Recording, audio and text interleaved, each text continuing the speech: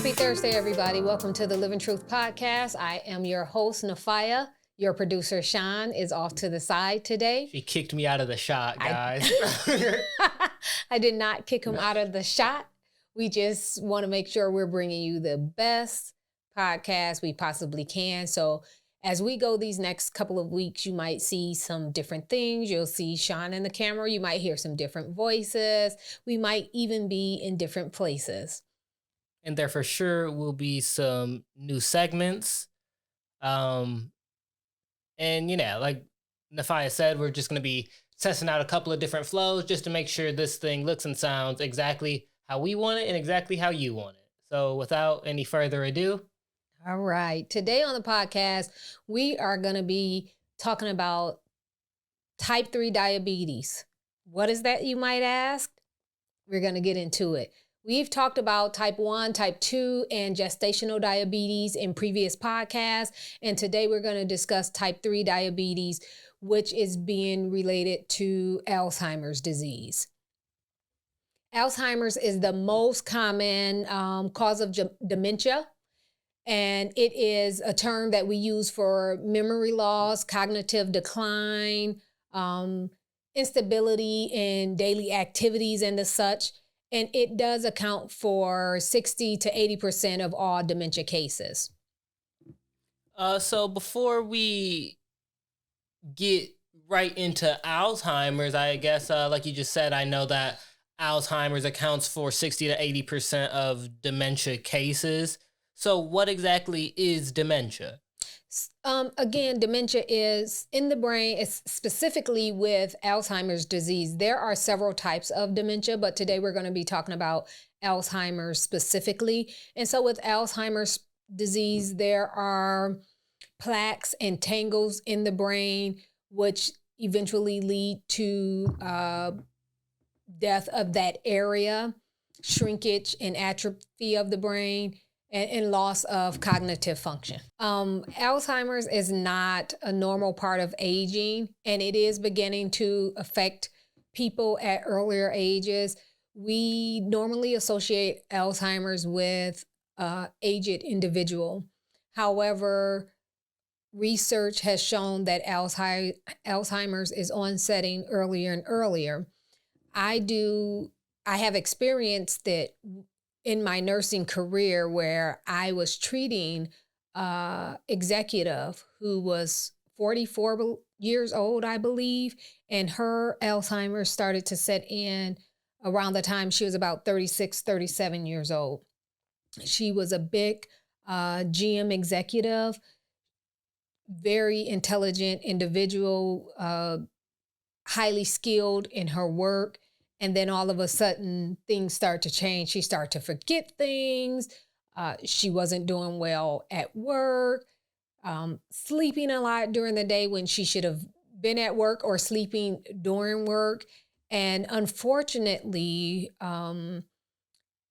she was put into a memory care unit. And from that point on, so from the age of her being 36 to 44, how many years is that? 8 years? 8 years, within 8 years, she died of the results of this horrible, horrible, ugly disease. That's terrible. And just to go off what you just said, usually people associate this with a more elderly person, a couple decades older than mid-40s, correct? Mm-hmm. How do you go about diagnosing, or like what really makes you or a healthcare provider really start looking at a younger person to see, is this Alzheimer's we're dealing with? How do you go about diagnosing that, or really even truly considering that may be what's going on with a younger individual? Unfortunately, I don't think in the healthcare arena we are still looking very closely at Alzheimer's in young people. But what is being looked at is that what it is a metabolic waste product built up in the brain. So your beta amyloid, super fancy word, we're not going to get into it. It's really, really scientific, but that is a metabolic waste product in the brain. And it's thought to get rid of that waste product is thought to be eliminated during sleep. And as you know, young people, very young people, and just about anybody nowadays with all of our electronics and our computers and our TV and all of that, our sleep hygiene is not very good. The diagnosis of Alzheimer's is normally done in death. So when you can't go into the brain and look at anything. So once a person dies and is suspected or they are diagnosed with that disease, after their death is when the brain is really looked at. This is a scary episode. What are some of the other symptoms? You talked a little bit about with that GM executive you were referencing.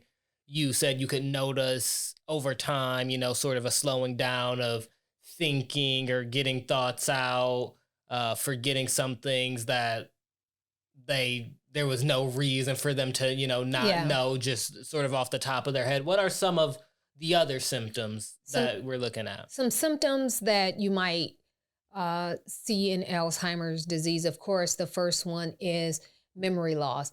That memory loss generally is short-term memory loss. The long-term memory loss might stay intact. In some cases, it does not. Then the inability to complete daily tasks that they would normally be able to do. So remembering how to put on their socks or, how to cook their food, even where they live sometimes. Individuals have been known to leave out of their house fine and maybe go to the grocery store or a doctor's appointment and come back home or get lost coming back home. And if they do make it home, they might go to the house that's next door and attempt to get in.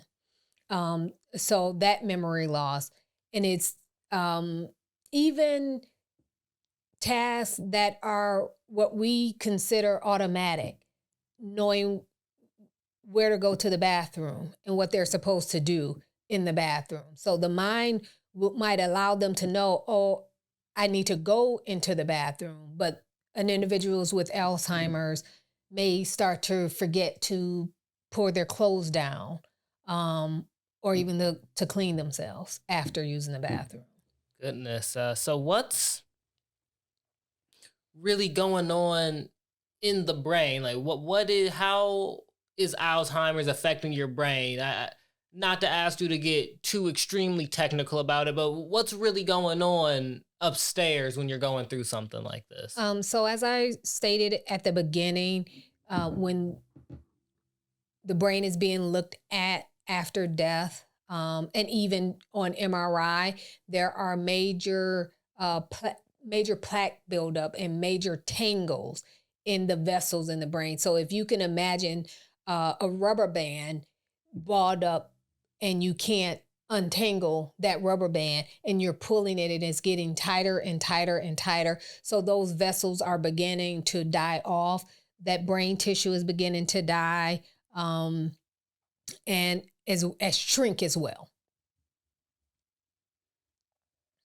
So you said there's still a lot of, well, before I go there, can you maybe, for myself personally, maybe for some people listening in the audience, can you help us to understand, and I know that in some medical fields or in some medical ideologies, it can be a bit controversial to sort of address Alzheimer's as type 3 diabetes.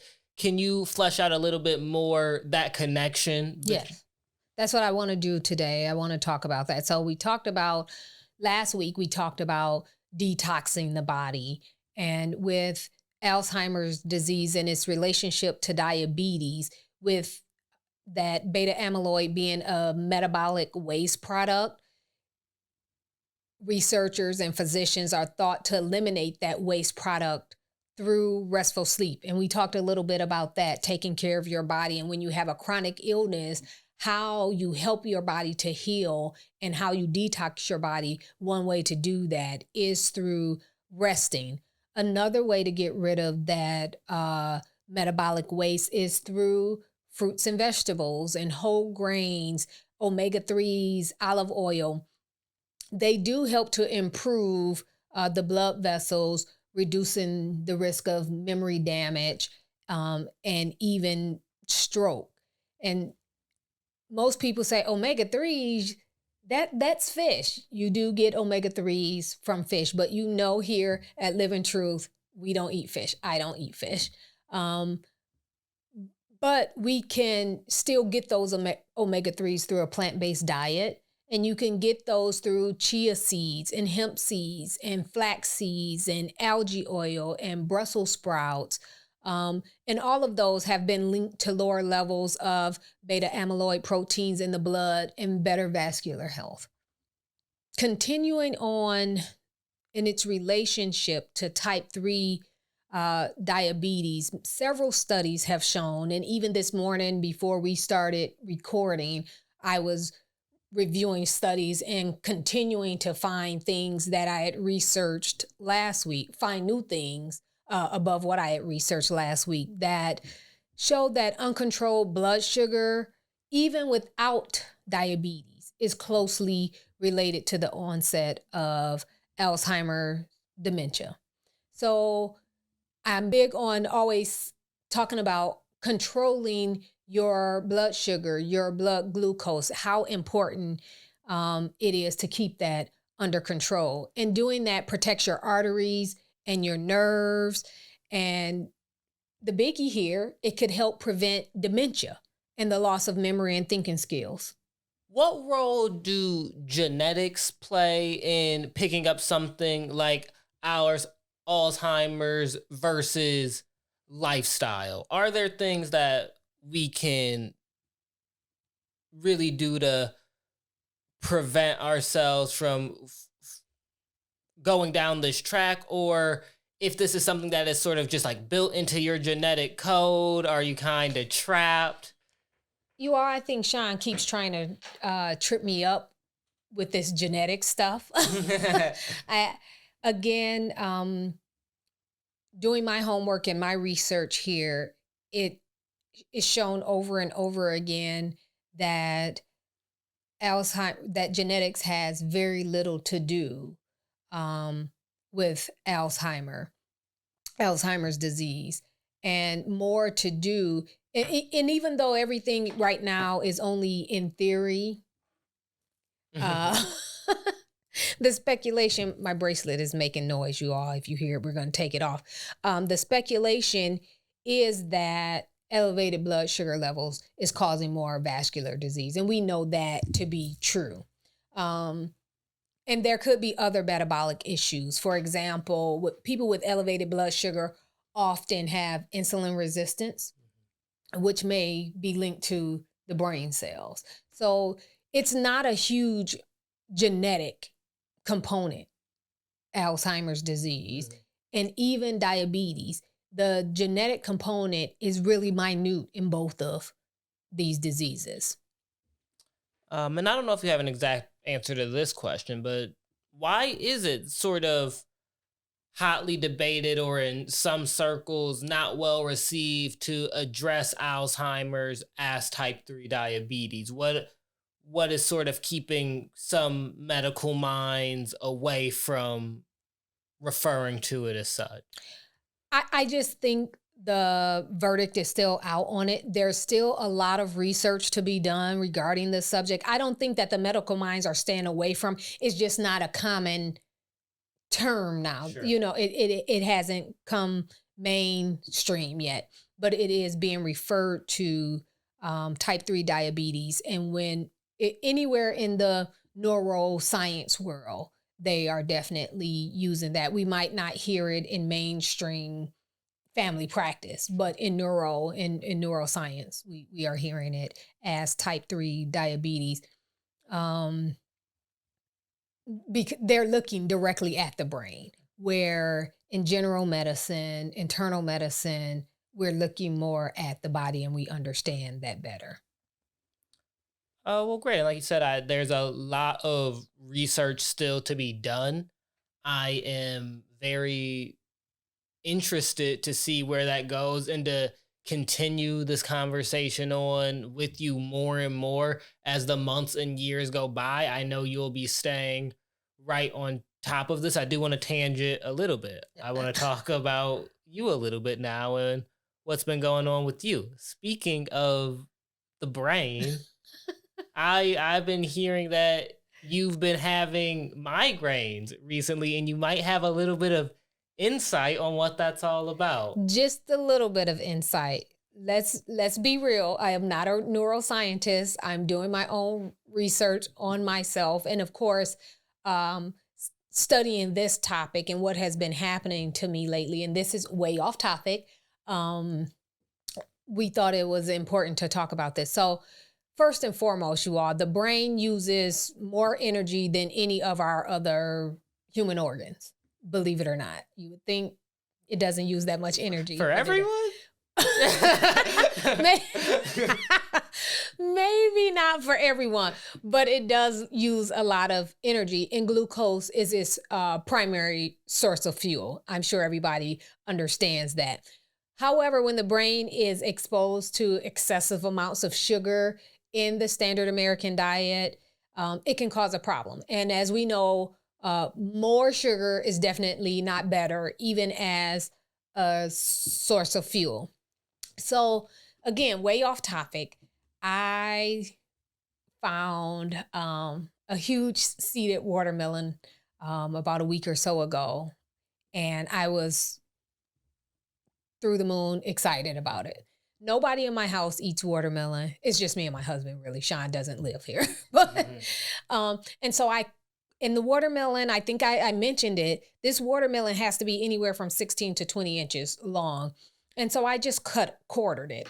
And I literally ate quarters of it at a time. So I've eaten 2 quarters of it. And after I ate the first quarter, I start to get a headache. And that headache lasted for 2 days. I have been diagnosed with migraine headaches, but since changing my diet, I haven't suffered any migraines. Thank goodness. I have had some tension headaches where I'm overtired or overdoing something, but it was like all of a sudden, and I instantly knew this is a migraine headache coming. And it lasted for about 2 days.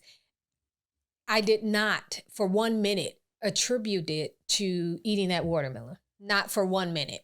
But that was the only thing that I had done differently. And so I waited a couple of more days and I ate another quarter of it. And actually that was yesterday. I ate another quarter of it. No, prior to yesterday, I ate about half of the quarter and I got a headache. And I'm like, wow, am I eating too much watermelon? Because I've never experienced this. Now, really, I haven't had seeded watermelon in I don't know how long. And so seedless watermelon, you all, that's genetically modified. So it's unlikely I would get the same effects from a seeded watermelon. And so I hadn't experienced headaches, and I probably hadn't eaten that much watermelon either since I have this whole watermelon. But again, on yesterday, I ate the other half of the quarter, and within 10 minutes, headache onset. And so I'm like, what is causing these headaches? And sure enough, I look it up, and watermelon can be a migraine trigger. Isn't that crazy? Yeah, that's super crazy. I've always said, that watermelon, it has not been one of my favorite fruits, and maybe I just had some intuition. No, I don't think that's the case. The issue with it is, and please don't get it twisted. Watermelon is very good for you. For people who suffer migraines, any food that we eat can trigger a migraine. So I am not downing watermelon, and my other half of watermelon, I promise you I'm still going to eat it. The issue is with the glucose metabolism in the brain. So in the brain, excess sugar impairs that ability to metabolize the sugar fast enough. And the amount of watermelon I was eating, even though it's good for you, it's about 90% water, it's still a lot of sugar to eat in one setting in that specific amount. Um, and for many people, sugar stimulates excitability of the brain. And that's probably what was happening as well. I was editing our newsletter Okay. yesterday, and you wrote a little piece on supplements. And I know that outside of just nutrition, we've talked about this on the podcast before, you're really big on exercise too. So you're on a fairly, nothing crazy, but you're on a fairly strict nutritional plan. But you also burn a lot of calories in a day. You've got to make sure you're getting the right amount back in your body, as well as the right amount of protein and zinc. I don't know, whatever else you fitness people are focused on getting into your body. And you wrote this piece on how supplements might affect your health. And I know that is in some capacity a part of your life, at least as far as like protein powder and things like that go. I'm just very interested in the difference between taking a supplemental pill or powder and getting something from the source, and the best way to kind of maximize those two things together. Well, you just said it yourself. The best thing to do is get it from the source if you can. In that article in the newsletter, so everybody go to the website, you can read exactly what we're talking about. I go a little bit deeper into supplements being exactly that, supplements, but only if you need them and they're medically necessary. And when I say medically necessary, you've visited your physician, they've done labs, and they've determined that you are deficient in a certain supplement, a certain vitamin or mineral. You can also cause issues overtaking supplements. So you might go to the doctor and your vitamin D levels might be off the charts, or your B12 levels off the chart because you are supplementing and you don't need to. So to go into that, how do you balance that out? As a plant-based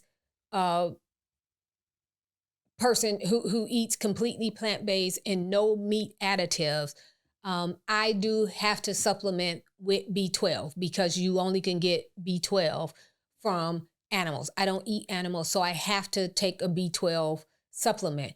But again, regularly I am testing to make sure that it is in the correct range, that I am not overdosing on B12 and I'm right where I need to be. Balancing that out. Other supplements, you talked about protein powders and things of that nature. For individuals who are, I'm not suggesting this, but for some individuals like myself who are smaller and have a goal of bulking when you're doing fitness things, eating a plant-based diet, you can gain muscle, but you will not get you may not get as big as you desire to get. Mm-hmm. And that protein powder might help you, but you don't want to just use any protein powder. For me, I use an organic plant-based protein that is essentially still the plants, the mushrooms, the various mushrooms and amino acids. So you want to know what type of supplements you're putting in your body. I do not supplement with a protein shake or drink or meal every single day. If I have a specific goal at that time, I might supplement with protein. But again, you need to know how to properly do that. You don't want to just willy-nilly be out taking whatever you see advertised on TV or what someone told you would work. Make sure you get tested before you take those supplements. Did I answer your question? No, you really did. And I wish that I would have said this. I wish that I would have asked this earlier when you were going over omega-3s earlier in the podcast. I was going to ask you about, you said obviously a big seafood is where a lot of people may think first when they're thinking of omega-3s. I was going to ask you about some more, what, sort of the vegan's guide or the vegetarian's guide to get those omega-3s. And sort of, as I was thinking about the newsletter, a light bulb went off in my head. The recipe for this week was your chia seed pudding, and I was like, oh man, I completely missed it. That chia seeds, flax seeds, all types of seeds are huge components, or are full of omega-3s, yeah. As well as some other beans and seeds and things like that. Another one of my favorites is Brussels sprouts. I know people, you either love them or you hate them. I am that person who absolutely loves Brussels sprouts any way they come. I absolutely love them. So that's a good source of omega-3s. And again, algal oil, that's what they call it. I call it algae oil. And you can see why. It's the algae in the sea with the fish. But it's the plant. So yeah, no, that's, I was just over here. And like I said, that light bulb went on my head. Like I was thinking well, I also brought up the supplements. So I'm thinking of omega-3 capsules, things like that. I go, there's gotta be a better way, and it was honestly staring me in the face on the newsletter. So in the newsletter, we have a great chia seed recipe. It's my favorite one. Mango is one of my favorite fruits. I don't even let my husband look at me when I'm eating a mango. It is that ridiculous. So if you want that recipe, check out the newsletter on the Live in Truth website. Anything that you need, any quote unquote supplement that you need, you can get it from the source. You can get it from your food. Food is medicine. You will hear me say that every episode. Food is medicine, and it has absolutely everything that you need in it. Plants have protein. I truly don't need a protein powder, but again, because plants are low in fat, while eating plants, I'll always maintain a good weight, but sometimes I am building or bulking. I am intentionally forcing my muscles to get bigger. And because of that, that's when I supplement with a protein powder.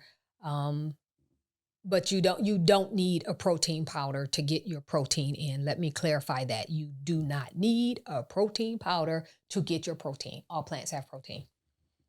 Well, I think that is a star point of the episode today.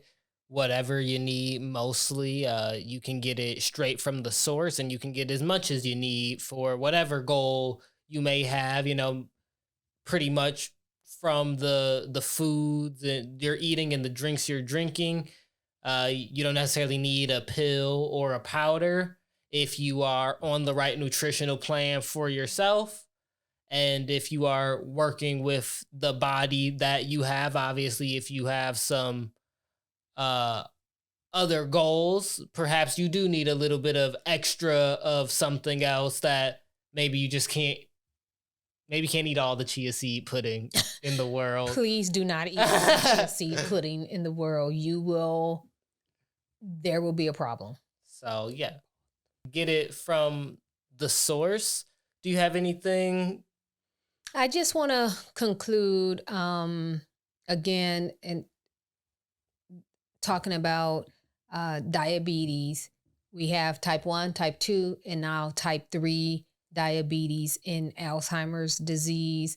A lot of us are very familiar with this ugly, ugly disease. And again, we want to make sure that we are eating right to help avoid this disease or slow down this disease. There is no cure for Alzheimer's disease, but if we can mitigate it with a diet that is low in sugar, with controlled blood glucose, because even individuals who have not been diagnosed with diabetes, so pre-diabetics and those with just uncontrolled blood sugar or metabolic syndrome, let's keep that in order so that we don't exacerbate the disease from a type 2 diabetes to a type 3 diabetes and Alzheimer's disease,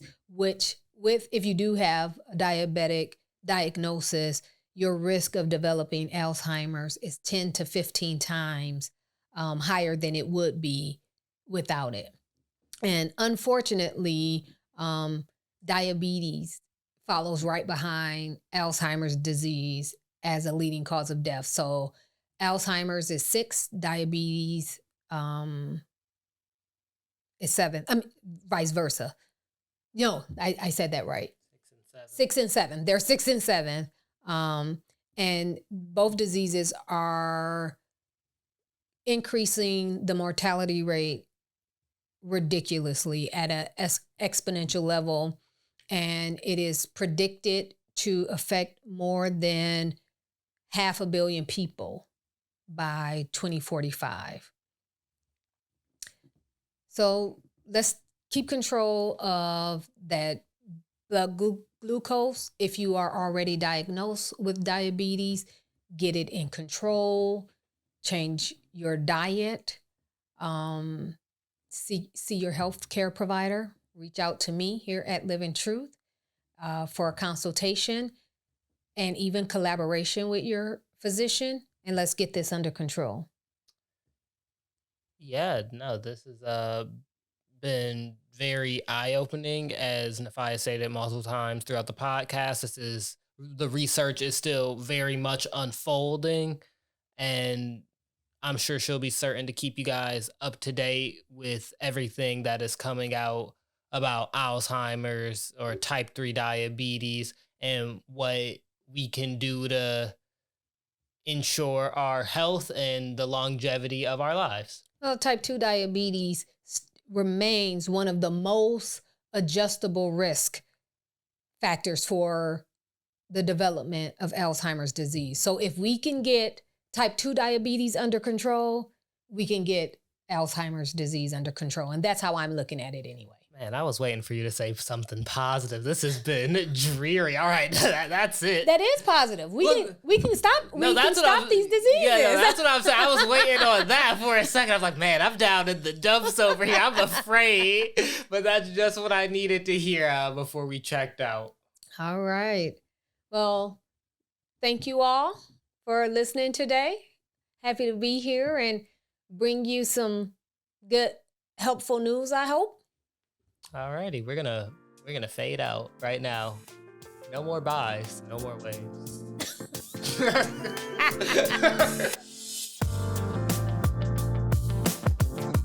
Thank you all for joining us for another episode of the Live in Truth podcast. Stay connected with all things Live in Truth by checking out our webpage, livintruth.org. Follow us at livin.truth on Instagram and at Live in Truth on all other platforms. Stay tuned for next week's episode. Schedule your consultation with Nifiah today and start living an intentional life of vitality through nutrition.